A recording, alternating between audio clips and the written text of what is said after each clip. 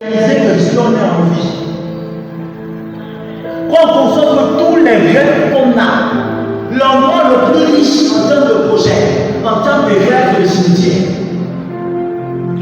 Est-ce que vous le savez? Parce que dans le cimetière, il y a plusieurs personnes qui avaient des projets, mais qui jusqu'à présent n'ont pas pu les réaliser parce qu'ils n'ont plus la possibilité de les réaliser. Donc le fait d'être jeune, le fait d'être en vie, doit t'emmener à prendre conscience que tu peux encore te réaliser. Tu peux, j'ai entendu un mal. Tu peux encore changer de chemin. La prise de conscience personnelle te porte au départ pour vivre un réveil personnel. Tant que tu ne prends pas conscience de telle chose, jamais tu ne vas arriver au niveau supérieur.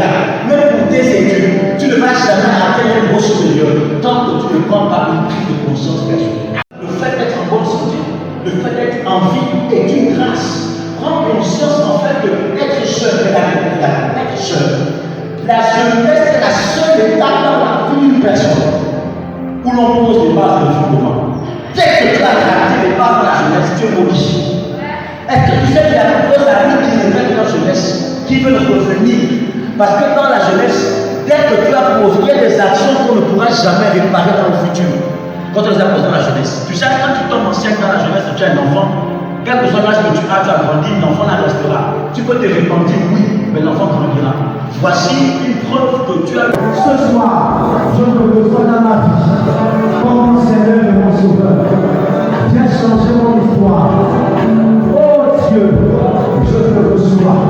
Pardonne mes péchés et maintenant ma vie. Que ton nom soit béni. Au nom de Jésus. Amen. Je vais commencer à le dire. Merci pour ta parole sur ma vie. Je les garde dans mon sang. Alors, ici, sincère, restons ma vie. C'est accordé aujourd'hui pour les servir. Bénis les Seigneurs et donne naissance à la victoire au nom de Jésus-Christ. Amen. Tu veux simplement ce verset. Tout le monde, tu fais les sur le côté. Avant qu'on nous sorte, tu es le Seigneur. Tu es le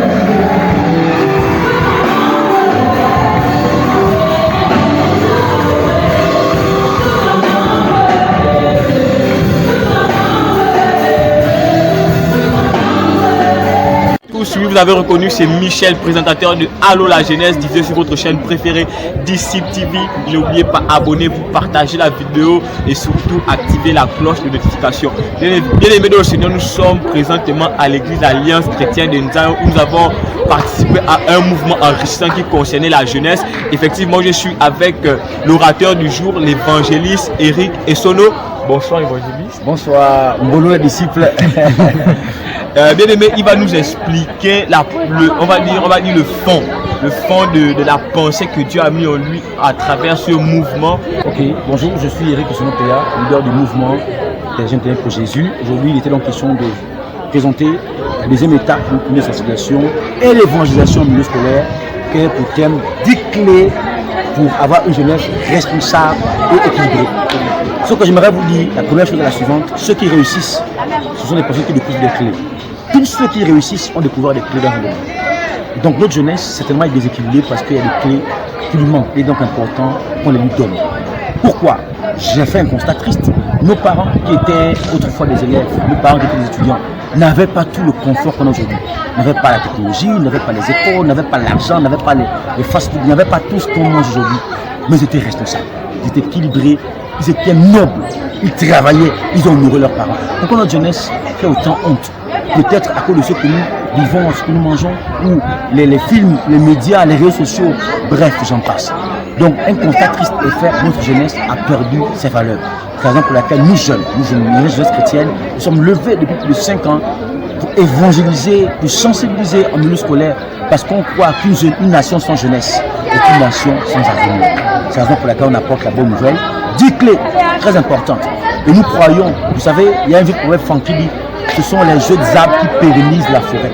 Et donc, si les jeunes arbres sont détruits, la forêt n'a pas d'avenir. La forêt ne pourra pas subsister. Si la jeunesse se perd, meurt avec les drogues, les milieu scolaire, les bagarres, notre Gabon est en danger. Il faut donc qu'on se lève. Pas que le Gabon, l'église est en danger. Parce que les futurs leaders sont les élèves. ce sont ces étudiants, ce sont ces écoliers. Il faut donc qu'on leur apporte des valeurs. Donc j'aimerais adresser ici un appel à tous les chrétiens, vous êtes chrétiens, vous êtes élèves, vous êtes étudiants. Levons-nous comme un seul homme, apportons la bonne nouvelle. Sois le meilleur dans ton couloir, peut-être sur les réseaux, peut-être certainement dans les médias, je ne sais pas. Mais décide d'être constant, d'être performant dans ce que tu sais faire, car Dieu veut t'utiliser. Et j'ai conclu avec ce point. David a battu Goliath parce qu'il avait la fronde. Qu'est-ce qui est dans ta fronde? Dieu a dit à Moïse, qu'est-ce que tu as en main? Tu ne peux pas vaincre le Goliath de ta vie sans que tu n'aies identifié ce qui fait ta force. Qu'est-ce que tu as? Peut-être ta force, c'est la prière, le jeûne, la méditation, l'évangélisation, le prophétique. Crois en ce que tu as, Dieu te mènera loin. Que Dieu vous bénisse. À la 3e édition, je vous remercie. Amen. Dans la boîte, comme on dit. Dans la boîte. Et on se dit.